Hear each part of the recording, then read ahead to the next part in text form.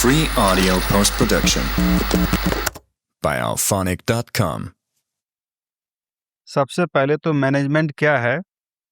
P Drucker के अनुसार management एक बहुउद्देशीय मल्टीपर्पज ऑर्गन होता है। यह बिजनेस और उन मैनेजरों को मैनेज करता है जो कि वर्कर और वर्क अर्थात काम जो ऑर्गेनाइजेशन में चल रहे होते हैं, उनको भी मैनेज करने का काम करता है मैनेजमेंट। ऑर्गेनाइजेशन में वर्कर काम कर रहे होते हैं, उनको भी मैनेज किया जाना होता है, और जो वर्क हो रहा होता है उसको भी मैनेज किया जाना होता है, और यह सब मैनेज किया जाता है मैनेजमेंट के द्वारा। यही परिभाषा पी ड्रकर ने दी है। इसी प्रकार से हिंज, वेरिच और हैरोल्ड कुंज ने भी मैनेजमेंट की परिभाषा दी है। उन्होंने मैनेजमेंट को डिजाइन और मेंटेन करने की एक प्रक्रिया बताया है। डिजाइन और मेंटेन किसको करना है? एनवायरमेंट को। मतलब एनवायरमेंट को डिजाइन और मेंटेन करने की एक प्रक्रिया बताया है प्रबंधन को। किन्होंने? हिंज, वेलरिच और हैरोल्ड कुंज ने। और कैसे एनवायरमेंट में? ऐसे एनवायरमेंट में जहां इंडिविजुअल्स इकट्ठे होकर ग्रुप में रहकर काम को करते हैं और अपने अपने जो सिलेक्टेड एम्स हैं, उद्देश्य हैं, गोल्स हैं, उनको दक्षतापूर्वक अकम्प्लिश करते हैं, पूरा करते हैं। इस प्रकार से दोनों परिभाषाओं के अनुसार मैनेजमेंट या प्रबंधन एक प्रकार की प्रक्रिया है जो कि ऑर्गेनाइजेशनल ऑब्जेक्टिव्स को दक्षतापूर्वक अचीव करने के लिए सीमित संसाधनों और साधनों का प्रयोग करके करती है। तो इस प्रकार से मैनेजमेंट की भी परिभाषाएं हो गई और परिभाषा का निष्कर्ष हो गया।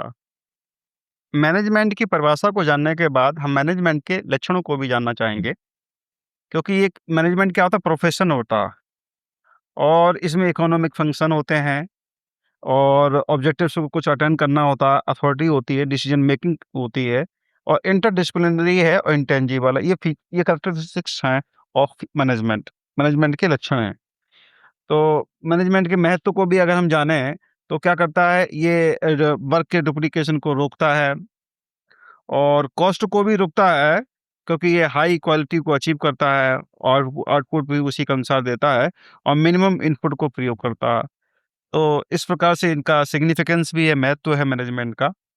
और अप्रोचेस के कुछ थ्योरीज हैं, मैनेजमेंट की कुछ थ्योरीज और अप्रोचेस हैं, जिसमें साइंटिफिक मेथड है जो टेलर्स की थ्योरी कहलाती है, और एक एडमिनिस्ट्रेटिव थ्योरी है जो फेवल्स की थ्योरी कहलाती है, एक ब्यूरोक्रेसी है ना, तो ये मैक्स वेबर का है अप्रोच, और हॉथॉर्न एक्सपेरिमेंट्स हैं, सिस्टम थ्योरी है, केओस थ्योरी है, कंटिजेंसी अप्रोच है, ह्यूमन रिलेशन अप्रोच है, और इसको ह्यूमन रिलेशन अप्रोच को तो एल्टन मेयो ने दिया था, और एक बिहेवियरल मैनेजमेंट थ्योरी भी है।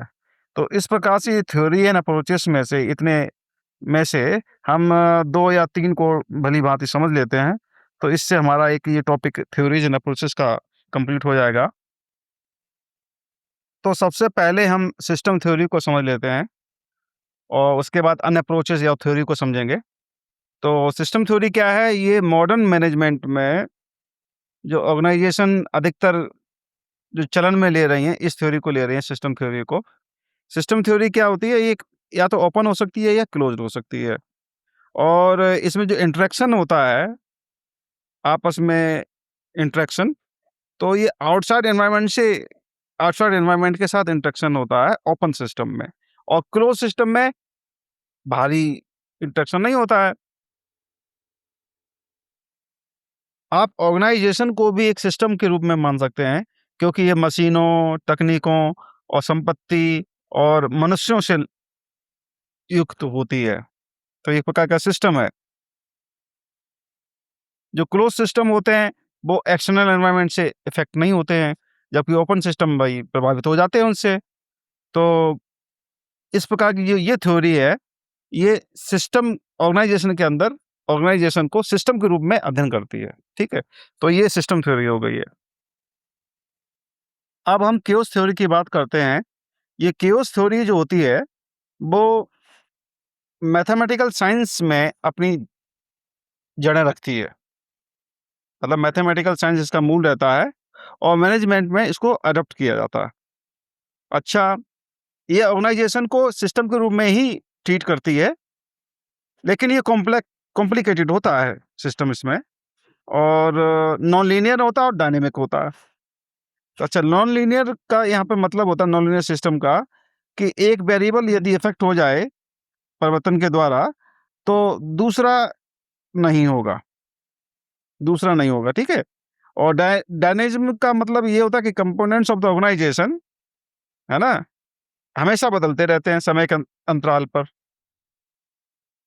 इस थ्योरी के अनुसार सिंपल से सिंपल जो ऑर्गेनाइजेशन सिस्टम है, वो कॉम्प्लेक्स बिहेवियर प्रदर्शित करते हैं, और इसके परिणाम स्वरूप केओटिक और डिसऑर्डरली सिस्टम उत्पन्न होता है। इस थ्योरी के अनुसार केओस की दशा में ऑर्गेनाइजेशन को किस प्रकार से नियंत्रण करना चाहिए वो कार्य के उन पैटर्नों को जो कि केओस की स्थिति में हो सकते हैं, और यह सब ऑर्गेनाइजेशन में चेंज को सही तरीके से अपनाने से किया जाता है, मैनेज करने से किया जाता है। वहीं यदि हम एडमिनिस्ट्रेटिव थ्योरी की बात करें, जो कि फेयोल की थ्योरी कहलाती है, तो इसमें हेनरी फेयोल ने इसमें 14 सिद्धांत माने हैं मैनेजमेंट और एडमिनिस्ट्रेशन के, और इसको एडमिनिस्ट्रेटिव थ्योरी कहते ही हैं, और यह मैनेजमेंट के ब्रॉडर कंसेप्ट को की प्रक्रिया को बताता है। मैनेजमेंट के जो स्किल्स हैं वो काफ़ी हैं, जैसे conceptual skills, human relation skills, technical skills, administrative skills, listening skills, communication skills, analytical skills, decision making skills, problem solving skills, leadership skills, time management skills, conflict management skills. तो इस प्रकार से बहुत सारे स्किल्स हैं। तो इन इन बहुत सारे स्किल्स से ऑर्गेनाइजेशन को क्या फ़ायदा होता है या सिग्निफिकेंस क्या है इन स्किल्स, मैनेजरियल स्किल्स से? तो ये होता है कि एडमिनिस्ट्रेशन आसान हो जाता है, और रिसोर्सेज का ऑप्टिमम यूटिलाइजेशन हो जाता है, ठीक है? और उसके बाद फिर मैनेजमेंट के लेवल आते हैं। तो बहरहाल अभी इन स्किल्स के बारे में कुछ चर्चा करते हैं। पहले एनालिटिकल स्किल को देखते हैं।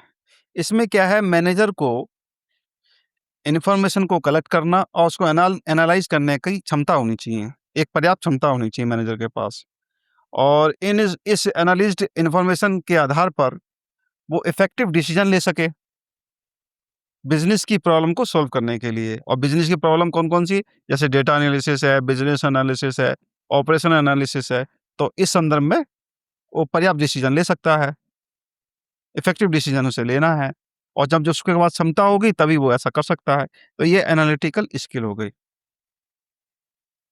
अब लीडरशिप स्किल पे चलते हैं कि मैनेजर के पास लोगों को प्रभावित या इन्फ्लुएंस करने की कला होनी चाहिए, अवश्य होनी चाहिए कला, ठीक है? इन्फ्लुएंस करने की लोगों को। तो मोटिवेशनल जो स्किल्स होती हैं, की कंपोनेंट होती हैं लीडरशिप स्किल के लिए।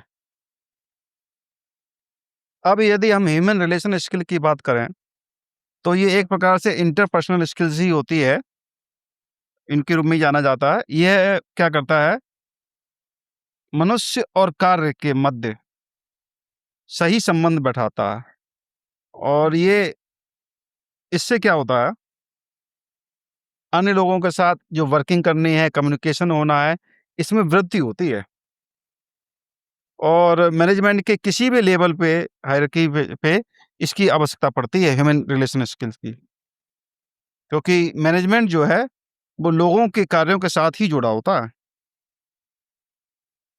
अब मैनेजमेंट के लेवल के बारे में आते हैं। एक होता है operational level management, middle level management, और तीसरा टॉप लेवल मैनेजमेंट। जो ऑपरेशनल लेवल मैनेजमेंट होता है, ये एम्प्लॉइज़ को सीधे काम को देते हैं, ये टास्क को दे देते हैं, सीधे एम्प्लॉइज़ को देते हैं, ठीक है? और अपने अधीनस्थों को डेली बेसिस के आधार पर सुपरवाइज़ करते हैं और निर्देशित करते हैं, गाइड करते हैं उनको, ठीक है? और क्वालिटी क्वांटिटी, प्रोडक्शन की क्वालिटी क्वांटिटी के लिए सीधे ज़िम्मेदार भी होते हैं। और ये एक्चुअल एग्जीक्यूटर्स होते हैं, इसीलिए इनके पास टेक्निकल स्किल्स होनी चाहिए और ये ऑपरेशन और एग्जीक्यूशन के इंचार्ज होने चाहिए, ठीक है? और ये अपने अधीनस्थों को टेक्निकल ग्राउंड पर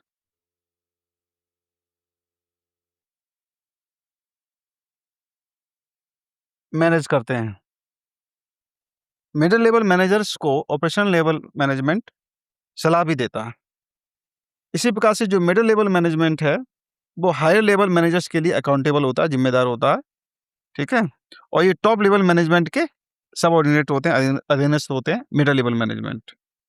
और अपर लेवल और लोअर लेवल मैनेजर्स के मध्य ये लिंक का कार्य करते हैं। टॉप लेवल जो मैनेजमेंट होता है, पूरे फर्म को, एंटायर फर्म को नियंत्रित करने के लिए, इनकी प्लानिंग बनाने के लिए, स्ट्रेटेजाइजिंग के लिए और ऑर्गेनाइजिंग के लिए जिम्मेदार होते हैं।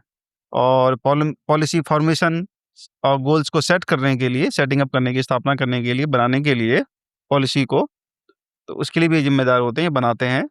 और लॉन्ग टर्म इश्यूज पर ये अपने डिसीजन भी लेते हैं और विभिन्न स्टेक होल्डर्स जो हितग्राही हैं, उनके लिए आंसरेबल होते हैं, जैसे कि जनरल पब्लिक है, शेयर होल्डर्स हैं, गवर्नमेंट है, ये सभी स्टेक होल्डर्स हैं। और टॉप लेवल मैनेजमेंट में कंसेप्चुअल स्किल्स चाहिए होती है, क्योंकि ये टाइम को डिवोट करते हैं प्रॉब्लम सॉल्विंग करने में, ऑर्गेनाइजिंग और प्लानिंग करने में, इसलिए इन्हें कंसेप्चुअल स्किल्स होनी चाहिए। कंसेप्चुअल स्किल्स की यदि बात की जाए, तो ये पर्सन को इंड्यूस करते हैं ऑर्गेनाइजेशन को संपूर्ण विजन के साथ।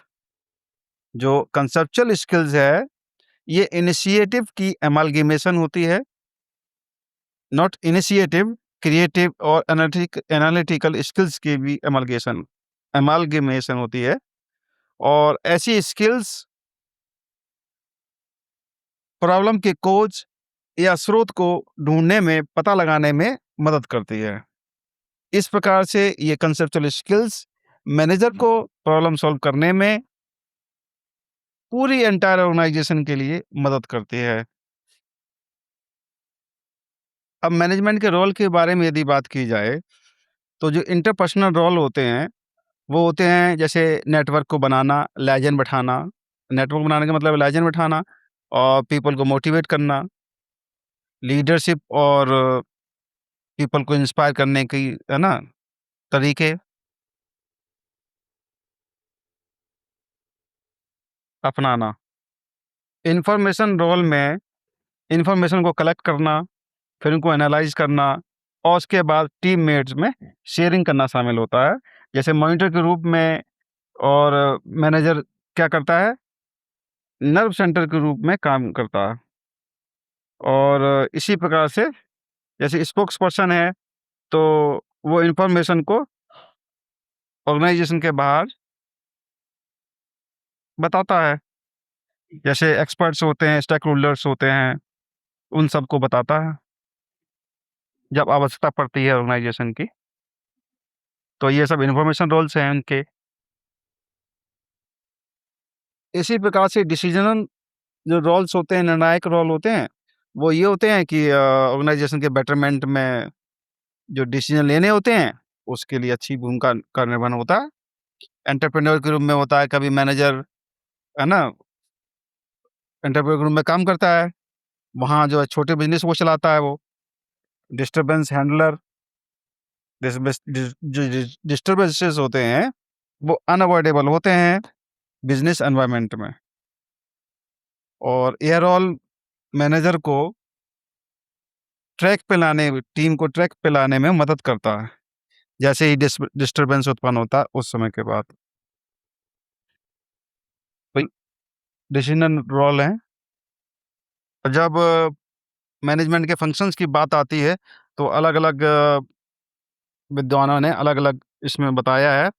और कुल मिलाकर जो हैं, क्या कहते हैं, मैनेजमेंट की जो फंक्शंस हैं, वो planning, organizing, staffing, controlling, motivating, controlling और कोऑर्डिनेटिंग कम्युनिकेशंस ही आते हैं। प्लानिंग मूलतः आगे की तरफ देखने को होता है और भविष्य में फोरकास्टिंग करने का दृष्टिकोण रखता है। प्लानिंग के जो लक्षण होते हैं वो गोल ओरिएंटेड होते हैं, प्राइम एक्टिविटी होती है, परवेसिव होती है, कोऑर्डिनेशन टाइप की होती है, कॉन्सिडरेंस लिमिटिंग फैक्टर्स और फ्लेक्सिबिलिटी होती है, इसके अंदर इंटेलेक्चुअल प्रोसेस होता है। प्लानिंग का जो महत्व है वो इस बात में है कि ऑब्जेक्टिव्स को स्मूथली और इकोनॉमिकली अटेंड करने में मदद करता है और ये कल्पना को साकार बनाने में मदद करता है, क्रिएटिविटी को और ऑर्गेनाइजेशन को दिशा निर्देश भी देने में मदद करता है प्लानिंग। इसके लाभ वाली यदि बात की जाए तो ये ऑब्जेक्टिव और गोल्स पर फोकस रखता है और हानि में अगर देखी जाए तो ये टाइम को कंज्यूम करता है और महंगा बनाता है। It is costly and consumes times.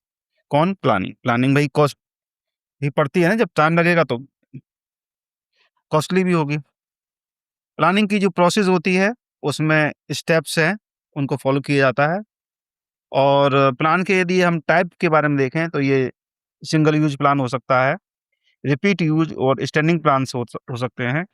इसी हिसाब से प्लान को कई भागों में बांटा जा सकता है।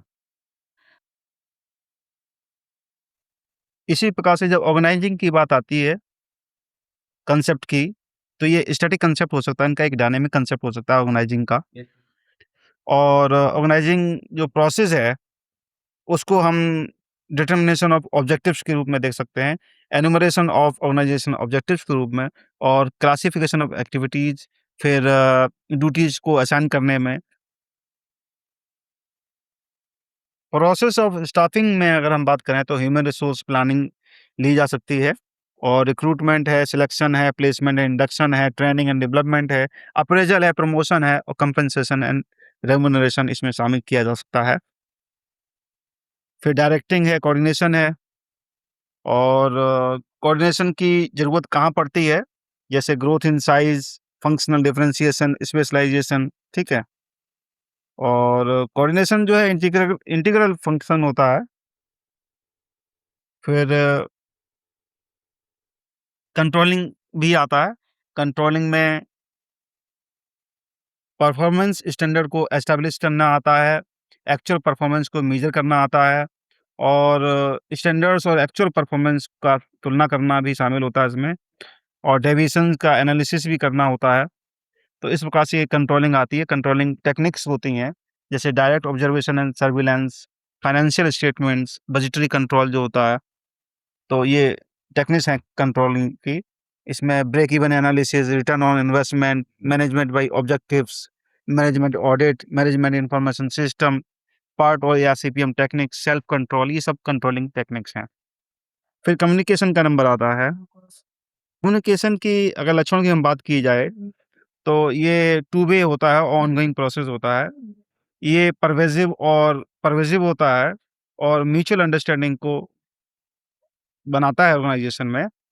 ये जो कम्युनिकेशन होता है वो आइडियाज, इमोशंस और फैक्ट्स से मिलकर बना होता है और मैसेज को फ्लो करने से संयुक्त होता है और दो पार्टीज इसमें जरूरत होती है, सेंडर और रिसीवर, और ये डायनेमिक और गोल ओरिएंटेड प्रोसेस होती है कम्युनिकेशन।